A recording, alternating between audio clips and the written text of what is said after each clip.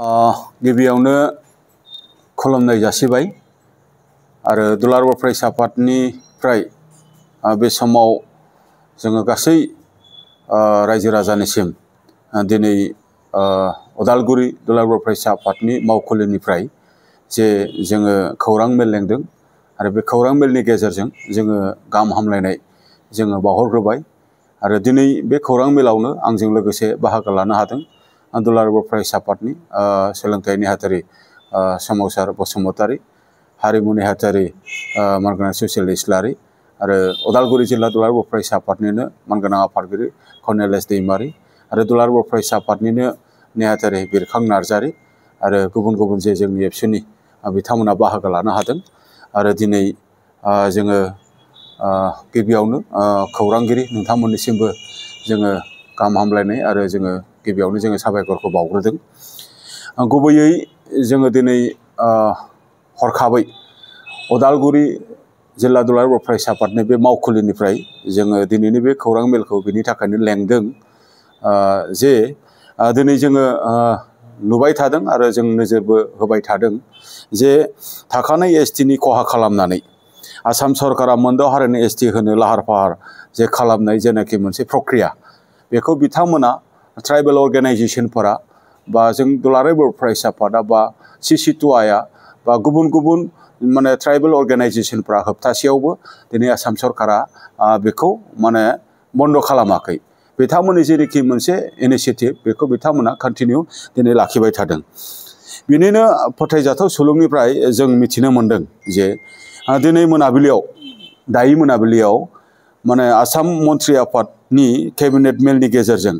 मरान मथक आरो बोखावजायै गवालपारा जिल्लानि राजबंशीफोरखौ थाखानाय एसटिनि केटेगरियावनो एसटि खालामनानै थांखि लागोन आरो बेखौ गाबोन एसेम्बलि सेसनाव टेबोल खालामनायजों लोगोसे बेखौ गनायथि लानानै बिथांमोना भारत सरकारनिसिम दैथायहरनायनि मोनसे लाहार फाहार बिथांमोना दिनै खालामबाय थादों। गमामायैनो आसाम सरकारा बे थांखिखौ एसेम्बलियाव गनायथि लानानै भारत सरकारनिसिम दैथायहरनायनि उनाव होबथानांगौआ जोंनि थाखाय गोब्राब जानानै फैगोन। दा बे बाथ्राखौहाय जोङो दिनै दुलाराय बर' फरायसा आफादा मिथिखांनायनि उनाव जोङो दिनै थानो हायाखै। सिगाङावबो जोङो गुबुन गुबुन हाबाफारि जोङो लाबोदों। आरोबाव जोङो दिनै माने मोनदांदों जे आनडिभाइडेड माने जेखिनि मोनसे गवालपारा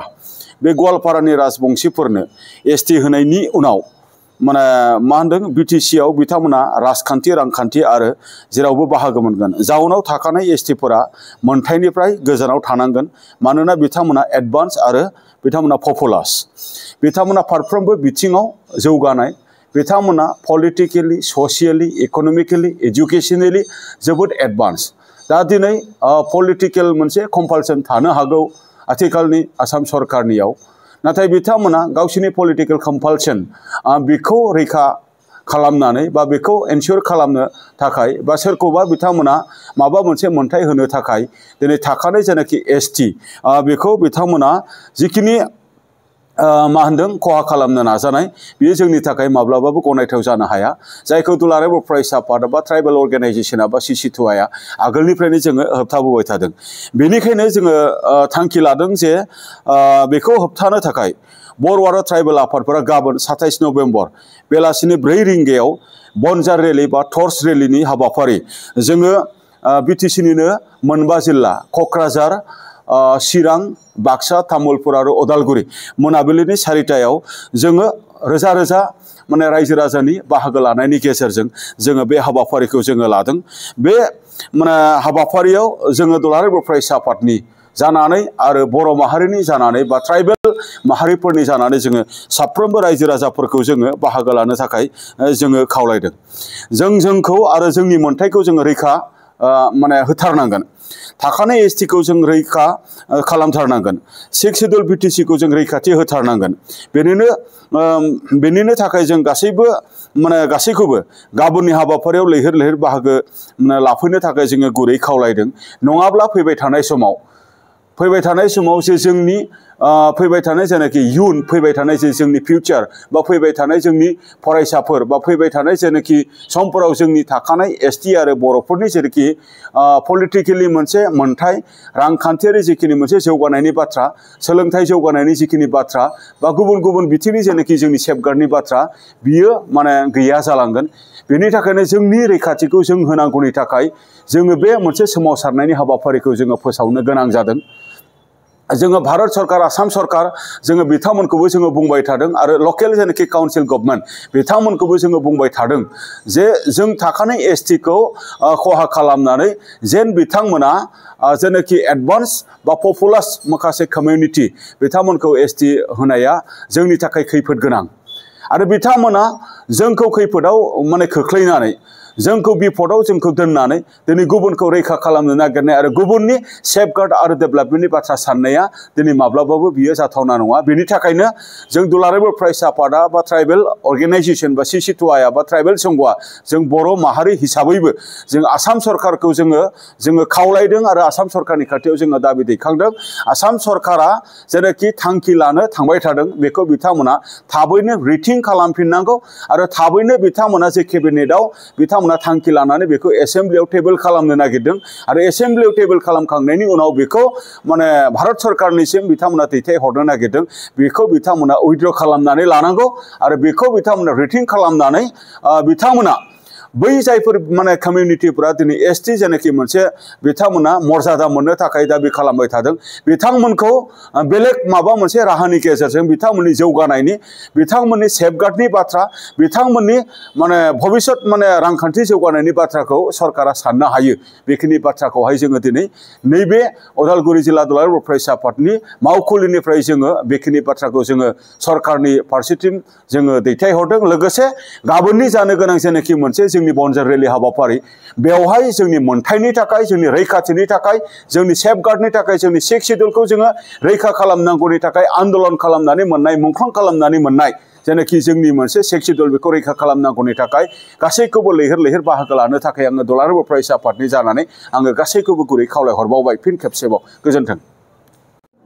बिथांमोनखौ जोङो टेलिफनिक भाबैब्लाबो